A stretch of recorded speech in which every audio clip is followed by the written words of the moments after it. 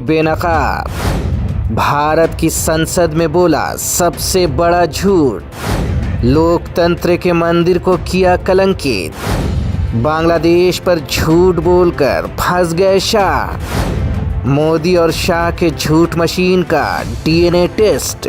बांग्लादेश में 47 में बांग्लादेश के अंदर अल्पसंख्यकों की आबादी 22% थी।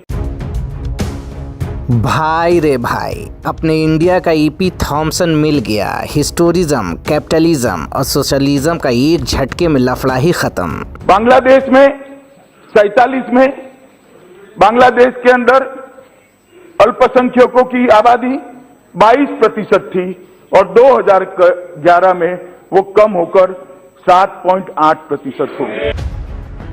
जैसे ही मोटा भाई ने बांग्लादेश के नए इतिहास का पुथाना भारत की संसद में खोला, दुनिया के तमाम बड़े बड़े इतिहासकारों की आत्मा एक साथ भारत के संसद के चारों ओर मंडराने लगी कि इतिहासकार हो तो मोटा भाई जैसा, वरना तो नहीं हो। इतिहास और उपहास दोनों की चमक बनी रहती है। इतिहासकारों की आत्मा मोटा भाई से मिलने के लिए मचल रही थी कि ऐसे प्रतापी इतिहासकार से एक बार हाय हेलो हो जाए तो किस्मत ही फिर जाए। बांग्लादेश में 47 में बांग्लादेश के अंदर अल्पसंख्यकों की आबादी 22% थी।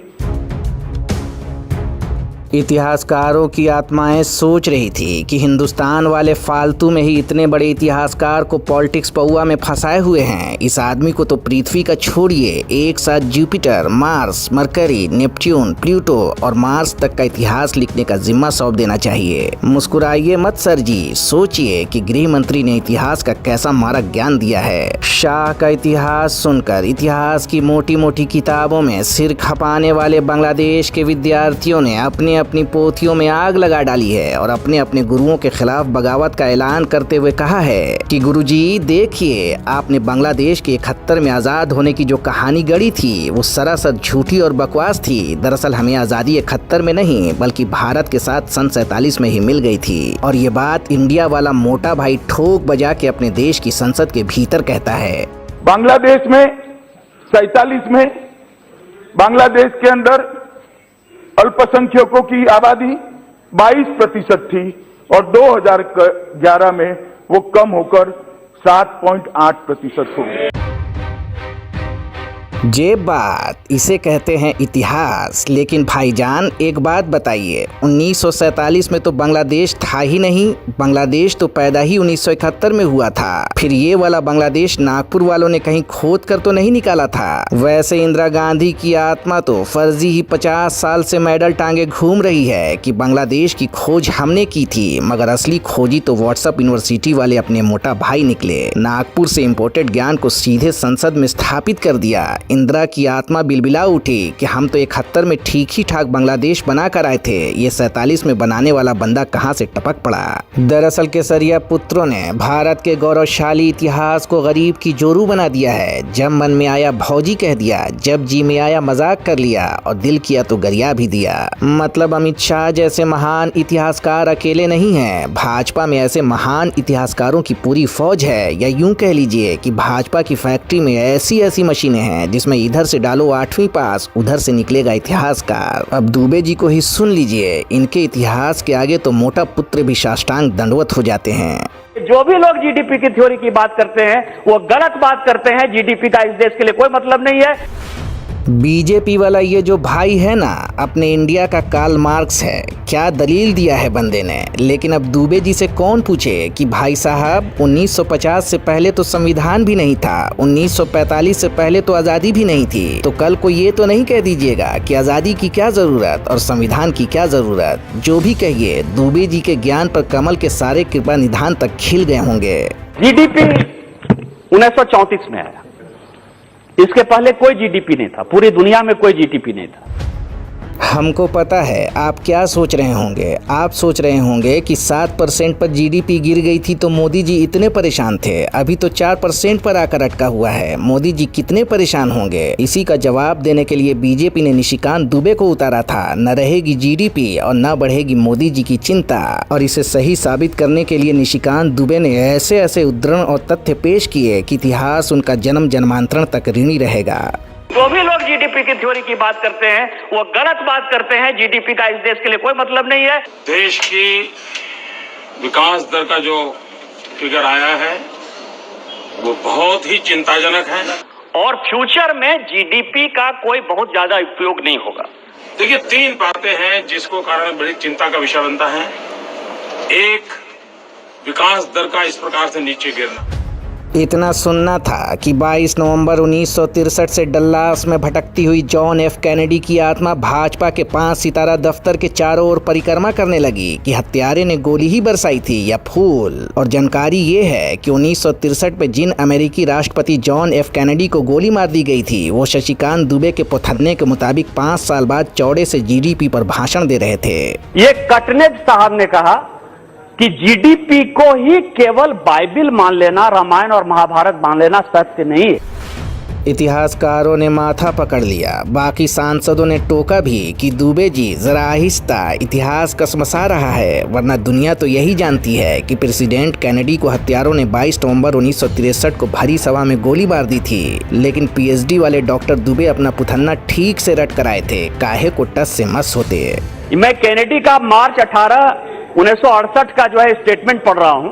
ये जीडीपी के बारे में कहा है कैनेडी ने 1968। दुबे जी को लगा कि उन्होंने संसद को अवाक कर दिया है। वो समझ ही नहीं पाए कि उनका मजाक उड़ गया है, वो भी भारी वाला। मतलब जीडीपी ना हुआ, लंगड़ा बेटा हो गया कि ठीक हो जाए तो बाबू रे बाबू और गड़बड़ा जाए तो डॉक्टर जाने। जिस जीडीपी के एमबीए पास निशिकांत दुबे पूरी दुनिया में फेल हो जाने का ऐलान कर रहे हैं, उसी पर दुबे जी के दुग्गल चचा को नाज रहा है। एक तरफ हार्वर्ड वाले हैं तो दूसरी तरफ हार्ड वर्क वाला है। पिछली सरकार में 6 साल में 8 बार ऐसे मौके आए जब विकास दर 5.7% या उससे नीचे गिरी थी।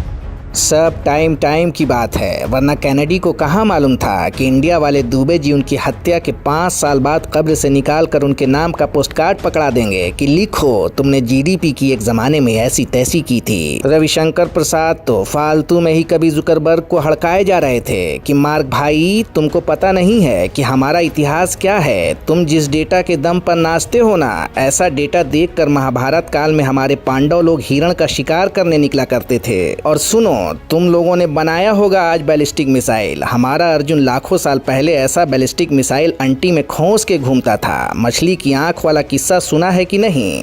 देश वो देश है जिसमें महाभारत में संजय ने बैठ के धृतराष्ट्र को युद्ध में क्या हो रहा था बोल रहा था। तो इसका मतलब क्या है? टेक्नोलॉजी था, इंटरनेट था, सैटेलाइट थी।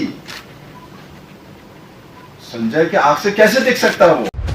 तो भाजपा में अल्बर्ट आइंस्टीन, एपी थॉमसन और कार्ल मार्क्स की कोई कमी नहीं है। सोचिए कि 70 साल में भारत का विकास हुआ क्यों नहीं। गांधी परिवार खुदवाने को तैयार ही नहीं था। अब गेरुआ गली वाले आए हैं तो 6 साल से खुदवा रहे हैं। अब ये मत पूछ लीजिएगा कि क्या ऑप्टिकल फाइबर, हंस क्यों रहे हैं। द्वापर में पांडव लोग जो लाइन बिछा कर गए हैं वो कहीं तो गड़ा मिलेगा। देखिए आप फिर हंस रहे हैं, हंसने से काम नहीं चलेगा। प्लास्टिक सर्जरी पर शोध कीजिए जैसे सारे चंगू मंगू और चिंटुओं के सरदार ने किया है। हम गणेश जी की पूजा करते हैं, कोई तो प्लास्टिक सर्जन होगा उस जमाने में जिसने मनुष्य के शरीर पर हाथी का सर रख करके प्लास्टिक सर्जरी की प्रारंभ। अब भारत सरकार के इतने बड़े बड़े मंत्री लोग कह रहे हैं कि न्यूटन ने बेवकूफ़ बनाया है। भारत के सांसद कह रहे हैं कि जीडीपी वालों ने मूर्ख बनाया है। बीजेपी के मुख्यमंत्री कह रहे हैं कि द्वापर में हम बरगद के पेड़ में सैटेलाइट बांध कर रखते थे। भारत सरकार के गृह मंत्री कह रहे हैं कि भारत के इतिहासकारों ने हमें उल्लू बनाया है। साक्षात प्रधानमंत्री कह रहे हैं कि व्यास मुनि जेनेटिक इंजीनियरिंग के जनक थे। और आप कह रहे हैं कि भाजपा में अर्थशास्त्री, तर्कशास्त्री और विज्ञान शास्त्रियों का अकाल है। खैर ये सब तो ठीक है, गनीमत है कि अभी तक किसी ने ये नहीं कहा कि युद्ध के बाद कौरव और पांडव IPL खेलते थे और दोनों तरफ की जनता चौपड़ का मजा लेती थी, जबकि राम जी ने वानरी सेना का आधार कार्ड बनवाकर लंका पर चढ़ाई की थी। द लाइव टीवी के लिए ऋषभ शर्मा की रिपोर्ट। लाइव टीवी, सच सबसे आगे।